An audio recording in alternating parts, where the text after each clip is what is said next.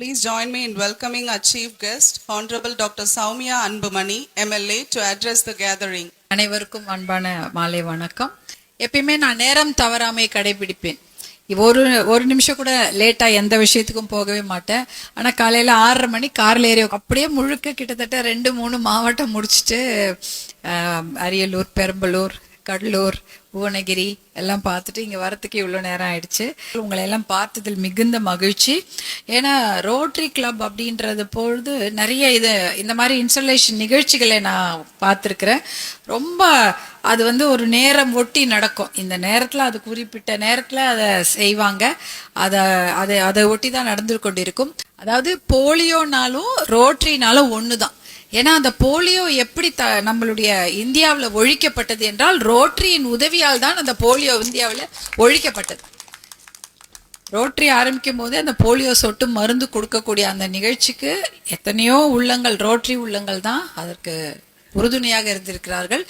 இந்தியாவில் இன்னைக்கு போலியோ இல்லை என்ற நிலைமை தான். ஆனால் இந்த வருடம் ஏனென்றால் அண்டை நாடுகளில் ஆப்கானிஸ்தான், பாகிஸ்தான் போன்ற நாடுகளில் அந்த போலியோ பற்றிய ஒரு சில விஷயங்கள் நடந்ததுனால நம்ம ஊர்ல வந்துருமோ அப்படின்ற பயத்துல மறுபடியும் அந்த பல்ஸ் போலியோ என்ற அந்த நிகழ்ச்சி துவக்கப்பட்டு கடந்த வாரம் நடந்தது என்று நினைக்கின்றேன். பல்ஸ் போலியோ நிகழ்ச்சி. ஏன்னா ஒரு குழந்தைக்கும் அந்த சொட்டு மருந்து கொடுக்க வேண்டும். அப்படிதான் அந்த போலியோ என்ற அந்த இளம்பிள்ளை வாதத்தை இந்தியாவிட்டே நாம் ஒழித்தோம். அந்த பல்ஸ் போலியோ நிகழ்ச்சியை ரொம்ப வேகமா அதிகமாக முன்னெடுத்து முன்னாடிலாம் அவங்க வேணும்னா அவங்களுக்கு விழிப்புணர்வு கொடுப்பாங்க, தாய்மார்களோ இல்லை அந்த பெற்றோர்கள் கொண்டு போய் ஹாஸ்பிட்டல்ல போய் போடுவாங்க. ஆனா அந்த பல்ஸ் போலியோ நிகழ்ச்சிக்கு மிகப்பெரிய முக்கியத்துவம் கொடுத்து அதை ஒரு டிரைவா செய்தது மருத்துவர் அன்புமணி ராமதாஸ் அவர்கள் தான். 2004 2009 வரை அவர் இந்தியாவின் சுகாதாரம் மற்றும் குடும்ப நலத்துறை அமைச்சராக பதவி வகித்தார். அந்த சமயம் இந்த பல்ஸ் போலியோ நிகழ்ச்சிகளுக்கு மிகப்பெரிய உத்வேகத்தை கொடுத்து அதை வேகமா நடத்தணும் அப்படின்னு அவங்க செய்தார்கள். அதை ஒரு வருஷமும் கண்காணிப்பாங்க. இந்த வருஷம் எங்கன்னா போலியோ வந்துடுச்சா அப்படின்ட்டு. எனக்கு நன்றாக நினைவிருக்கிறது. அவர் அமைச்சராக இருந்த பொழுது ஒரு வருஷமும் அதை தரவுகள் எடுப்பாங்க, ஸ்டாட்டிஸ்டிக்ஸ் எடுப்பாங்க. எடுத்து பார்க்கும்போது ஏதாவது ஒரு ஊர்ல ஒரு குழந்தை போலியோல சிக்கிடும். ஐயோ, இந்த வாட்டி போலியோ இல்லாத இந்தியாவை உருவாக்கி இருப்போம், நான் சந்தோஷமா இருந்தேன். ஆனா கடைசியில பார்த்தா ஒரு குழந்தைக்கோ இல்ல ஒரு கிராமத்துல 1-2 குழந்தைக்கு இருக்குது அப்படின்னா, ஏன்னா அந்த ஒரு குறிப்பிட்ட அந்த ஒரு கிராமத்துல போலியோ போட்டிருக்க மாட்டாங்க. வேற ஏதாவது மூட நம்பிக்கையாக வைத்து கொண்டு ஐயோ போலியோ போட்டா ஏதோ ஆயிடும் குழந்தைக்கு, அந்த சொட்டு மருந்து போடாம தவிர்த்துட்டு இருப்பாங்க. அந்த கிராமத்துல மட்டும் 2-3 குழந்தைங்களுக்கு அந்த போலியோ இளம்பிள்ளைவாதம் தாக்கி இருக்கும். அதனால இந்தியாவை போலியோ ஃப்ரீ இந்தியான்னு நம்மளால டிக்ளேர் பண்ண முடியல 2004 2009 வரை. ஆனா 2014 நம்ம ஒரு போலியோ இளம்பிள்ளை வாதம் இல்லாத ஒரு நாடாக இந்தியாவை நம்ம அறிவிக்க முடிஞ்சது 2014. அதுக்கு முக்கிய காரணம் இந்த போலியோவை எல்லா ஊர்லயும் அந்த நிகழ்ச்சிகளை அடிக்கடி நடத்தினத வருஷத்துக்கு 2 முறையாவது நடத்துவாங்க. நடத்தி அதை ஒரு பெரிய டிரைவா கொண்டு போயிட்டு இருந்தாங்க. 2014 டிக்ளேர் பண்ணாங்க.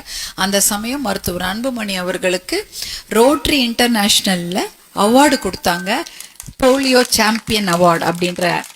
ஏன்னா இராடிகேஷன் ஆஃப் போலியோ செய்தது மருத்துவர் அன்புமணி அவருடைய சாதனை காலத்தில் தான் என்பதால் அவருக்கு போலியோ சாம்பியன் அவார்டு கொடுத்தாங்க ரோட்டரி இன்டர்நேஷனல்ல.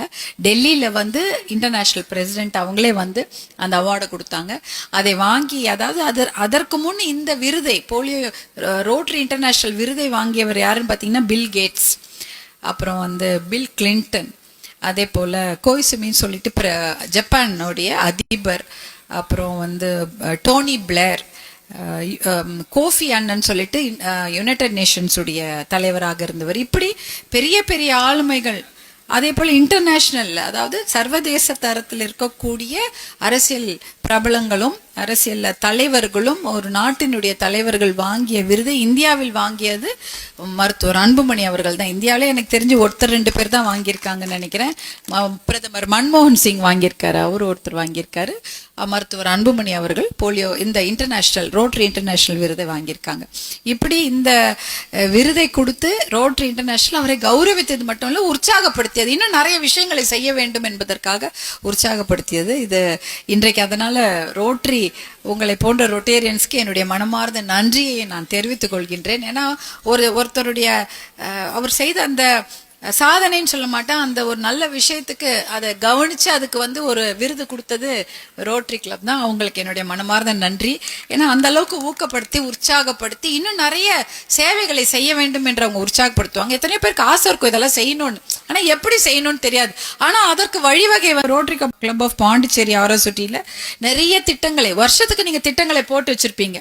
ஒரு மாசமும் இதை நாங்க செய்யணும், இந்த அவேர்னஸ் கேம்பெயின் கொடுக்கணும், இல்ல இந்த ஒரு குழு நிகழ்ச்சி நடத்தணும், இல்ல யாருக்காவது நலத்திட்டங்கள் கொடுக்கணும் போன்ற எத்தனையோ விஷயங்களை நீங்க வந்து டைம் டேபிள் போட்டு தான் செய்றீங்க எல்லாருமே. அது வந்து மிகப்பெரிய விஷயம். அப்ப எல்லாரும் அதற்கு உறுதுணையாக இருக்கிறாங்க. அதற்கு அவங்களால முடிந்த அளவுக்கு காசு கொடுக்கறதோ இல்ல அவங்களால முடிந்த அளவுக்கு நேரம், காசு கொடுக்கறதோட பெரிய விஷயம் நேரம் கொடுக்கறது தான். அதுதான் இருக்கிறதுலே காஸ்ட்லி. டைம் கொடுத்து உட்கார்ந்துருக்கீங்க பாருங்க, நேரம், அந்த டைம் உங்களுடைய விலை மதிப்பில்லாத உங்களுடைய நேரத்தை அந்த ரோட்டரியோடைய நிகழ்ச்சிகள் கொடுக்குறீங்க பாருங்க, அது மிகப்பெரிய ஒரு விஷயம். அதையெல்லாம் செய்யும் உங்களுக்கு என்னுடைய மனமார்ந்த வாழ்த்துக்களை தெரிவித்துக் கொள்கின்றேன். இப்போ கூட பார்த்தீங்கன்னா நாங்களும் இந்த ஏன் இன்னைக்கு இவ்வளோ நேரம் ஆச்சு அப்படின்னா, எங்களுடைய நிகழ்ச்சி ஒன்று நடந்துட்டு இருக்கு 4 நாட்களாக. ஆனால் அதை பற்றி எல்லாருக்கும் தெரியுமா? நிறைய பேருக்கு தெரிஞ்சிருக்கலாம், தெரியாமல் இருந்திருக்கலாம். 4 நாட்களாக கரம் கோர்ப்போம் காவிரி காப்போம் மேக்கை தாட்டு அணையை கட்டுவதை தடுப்போம் என்ற நிகழ்ச்சியை நடத்தி கொண்டிருக்கின்றோம். 4 நாட்களாக தர்மபுரியில் ஆரம்பிச்சு பூம்புகார் வரை, அதாவது காவிரி எங்கெல்லாம் பாய்கிறதோ அந்த இடம் வரைக்கும் அப்படியே நடந்து நடைபயணமாக வந்து விழிப்புணர்வு நிகழ்ச்சியை நாங்க செய்து கொண்டிருக்கிறோம். ஏன் மேக்கத்தாட்டு அணையை நாம் தடுத்து நிறுத்த வேண்டும்? இது அரசியலே கிடையாது, இது நம்ம சர்வைவல். கர்நாடகாவுக்கு வேணா அது அரசியலா இருக்கலாம், எலெக்ஷன் அரசியலா இருக்கலாம். நம்ம தமிழ்நாடை பொறுத்த வரைக்கும், பாண்டிச்சேரியை பொறுத்த வரைக்கும் சர்வைவல். பாண்டிச்சேரிக்கு காவிரியில இருந்து எவ்வளவு தண்ணி வருதுன்னு நினைக்கிறீங்க? பாண்டிச்சேரிக்கு காவிரி 7 TMC தண்ணீர் எல்லா நாளும் தந்தாக வேண்டும். ஏன்னா அது வந்து எழுதிய சட்டம். இதுதான் வந்து பாத்தீங்கன்னா தமிழ்நாட்டுக்கு 175.25 TMC தண்ணி அவங்க கொடுத்தே ஆகணும். அதே போல கேரளாக்கு 30 TMC தண்ணி, பாண்டிச்சேரிக்கு 7 TMC தண்ணி, காவிரி நீர் கண்டிப்பாக வர வேண்டும் என்பது அது வந்து அந்த சட்டத்திலையும் இருக்கு, தீர்ப்புலையும் இருக்கு, காவிரி நதி நீர் ஆணையத்திலையும் இருக்குது. இது வந்து முக்கியமான விஷயம். தண்ணீர் வரவில்லை என்றால் நம்மால வாழவே முடியாது. குடிக்கிறதுக்கே தண்ணி இல்லை அப்படின்ற பட்சத்துல யாராலையும் வாழ முடியாது. ஒரு ஊரை வந்து ஒரு 3 விதமாக அந்த ஊரை வந்து நம்ம செயலிழக்க செய்து விடலாம். இப்போ ஒரு போர் நடக்குதுன்னு வச்சுக்கோங்களேன், ஒரு பெரிய சண்டை. அப்ப போர் நடக்கும்போது என்ன ஆகும்? அந்த ஊர்ல வந்து கொத்து கொத்தா குண்டு போடுவாங்க, அந்த ஊரே அழிஞ்சு போயிடும். அடுத்ததா பாத்தீங்கன்னா கெமிக்கல் குண்டுன்னு ஒண்ணு இருக்கு, அந்த ஊர்ல அதே மாதிரி கொத்து கொத்தா குண்டு போட்டா அந்த ஊர் அழிஞ்சிடும். இன்னொன்னு பட்டினி, அதாவது சாப்பாடு இல்லாமல் தண்ணீர் இல்லாமல் ஒரு ஊரை வச்சுட்டோம்னா அந்த ஊர் அந்த சமயம் இருக்கிறதுக்கு வாய்ப்பு இல்லை. அப்படிப்பட்ட ஒரு நிலைமை தான் மேக்கேதாட்டு அணையை கட்டினால் நம்ம நாட்டுக்கு வரப்போகுது. ஏன்னா மேக்கேதாட்டு அணையில வந்து கிட்டத்தட்ட கட்டிட்டாங்கன்னா அது 65 TMC ஹோல்டு பண்ணிக்கும். ஏற்கனவே கர்நாடகாவில் 115 TMC தண்ணியை பிடிச்சி வச்சுக்கிட்டாங்க. மேக்கேதாட்டு அணையும் கட்டிட்டாங்கன்னா 187 TMC தண்ணியை அவங்க பிடிச்சி வச்சுக்கிட்டாங்கன்னா நமக்கு தர வேண்டிய 177 TMC தண்ணியும் ஒரு சொட்டு தண்ணி வராது. ஏன்னா நமக்கு இப்ப என்ன ஆகுதுன்னா, அவங்க வெள்ள காலத்துல அதிகப்படியாக இருக்கக்கூடிய நீரை வேற வழி இல்லாம நமக்கு தர்றாங்க. உபரி நீர் தான் அது, வெள்ள நீர் தான் கொடுக்குறாங்களே தவிர நமக்கு காவிரி நீர் கொடுக்கறது இல்லை. ஆனா காவிரி நீருக்கு நமக்கு உரிமை இருக்கு. ஏன்னா நம்ம ஊர்ல தான் அதிகமாக காவிரி ஓடுது. அவங்க ஊர்ல ஓடுவதை விட 100 கிலோமீட்டர் அதிகமாக நம்ம ஊர்ல ஓடுது. அப்ப நமக்கு இவங்க அணையே கட்டலன்னா நம்ம ஆட்டோமேட்டிக்கா தண்ணி வந்துட்டு இருக்கோம். ஏன் வந்து பாண்டிச்சேரிக்கும் அதுக்கும் என்ன சம்பந்தம்? கிடையவே கிடையாது. சாப்பாடு எங்கேருந்து வருது? டெல்டா மாவட்டங்கள் இருந்து வருகிறது. அரிசி எங்கிருந்து வருகிறது? நெல் எங்கிருந்து வருகிறது? காய்கறிகள் எங்கிருந்து வருகிறது? நாம் சாப்பிடும் உணவு கரும்பாக இருக்கட்டும், வாழையாக இருக்கட்டும், நெல்லாக இருக்கட்டும், வேற எந்த ஒரு உணவு தானியமாக இருக்கட்டும், டெல்டா பகுதி தான் தமிழ்நாட்டுக்கு நம்முடைய பகுதிக்கு உணவளிக்கிறது. எது நமக்கு அதிகமாக கிட்டத்தட்ட 3/2 பங்கு வந்து சாப்பாடு கொடுப்பது டெல்டா பகுதி. டெல்டா பகுதிக்கு காவிரி வரலன்னா அங்க விவசாயம் கிடையாது. விவசாயம் இல்லை என்றால் நமக்கு உணவு கிடைக்காது. நம்ம உணவு மேசைக்கு நம்ம சாப்பிட்ற டேபிளுக்கு சாப்பாடு வரணும்னா ஏதாவது ஒரு இடத்துல பயிர் பண்ணணும்ல. யாராவது அது பயிர் செய்து நம்ம டேபிள் கொண்டு வரணும்ல. அந்த அந்த பயிர் செய்யக்கூடிய இடம் டெல்டா மாவட்டங்கள். டெல்டா மாவட்டம்னா 4 மட்டும் இல்லை, திருவாரூர், தஞ்சாவூர், நாகப்பட்டினம், மயிலாடுதுறை மட்டும் கிடையாது, கடலூரும் இருக்குது, திருச்சி பார்ட் ஆஃப் கடலூர், திருச்சி போன்ற எத்தனையோ இடங்கள் வந்து டெல்டா மாவட்டங்கள் தான். எல்லாருமே தண்ணீர் வந்து காவிரியை நம்பி தான் நம்ம எல்லாருமே இருக்கிறோம். எல்லாருமே நான் காவிரி நம்பி, சென்னை உட்பட காவிரி தண்ணீரை நம்பி தான் இருக்கோம். சாப்பாட்டுக்கும் அந்த காவிரி தண்ணி தான் வேணும், குடிப்பதற்கும் நமக்கு அந்த காவிரி தண்ணி தான் வேணும். அதனாலதான் அந்த மேகதாட்டு அணையை கட்டக்கூடாது. கட்டிவிட்டால் நம்ம பகுதி முழுக்க பாலைவனமாகிவிடும். சாப்பாடு கிடைக்காது. வெளியூர்ல இருந்து நம்ம இம்போர்ட் பண்ண வேண்டிய நிலைமைக்கு வந்துரும். ஏதாவது தாய்லாந்துல இருந்து அரிசியோ, இல்ல பக்கத்து ஊர்ல இருந்து அரிசியோ, இல்லைன்னா காய்கறிகளோ.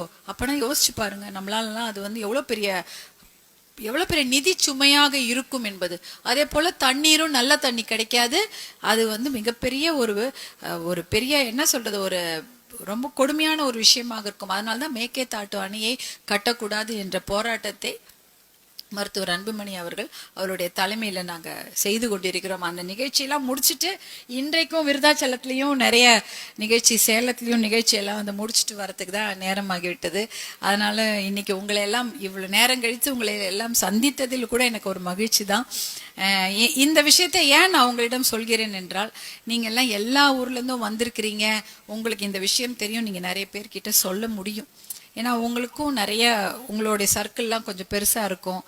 பலதரப்பட்ட விஷயங்கள், விவசாயிகள் மட்டும் இல்லை, நம்ம எல்லாம் விவசாயிகளாக தான் இங்க எல்லார் வீட்லயும் பாத்தீங்கன்னா ஒரு 2 ஜெனரேஷன் முடி விவசாயம் தான் செய்திருப்போம். மேடை கீழே இருந்தவங்களும் விவசாயம் பண்ணியிருப்பீங்க, மேடையில இருக்கவங்களும் விவசாயம் பண்ணியிருந்திருப்போம். இன்னைக்கு ஆனா வேற தொழில் செய்து கொண்டு இருந்தாலும் இந்த விவசாயத்தின் முக்கியத்துவத்தையும், இந்த அணையின் முக்கியத்துவத்தையும், தண்ணீரின் முக்கியத்துவம் உணர்ந்தவர்கள் நீங்க இதை எல்லார்கிட்டயும் போய் சொல்லணும். இதை விழிப்புணர்வு ஏற்படுத்தினாதான் நம்முடைய மாநிலங்களை நாம் காப்பாற்ற முடியும் என்று சொல்லிக்கொண்டு, இவ்வளவு நேரம் பொறுமையாக என்னுடைய பேச்சை கேட்டதற்கும், இந்த அருமையான நிகழ்ச்சியை ஏற்பாடு செய்து எனக்கு வாய்ப்பளித்த அன்பு சகோதரர் முத்துக்குமரன் அவர்களுக்கும், ரோட்டரி கிளப் சகோதர சகோதரிகளுக்கும் என் மனமார்ந்த வணக்கத்தை தெரிவித்துக் கொள்கின்றேன். நன்றி, வணக்கம்.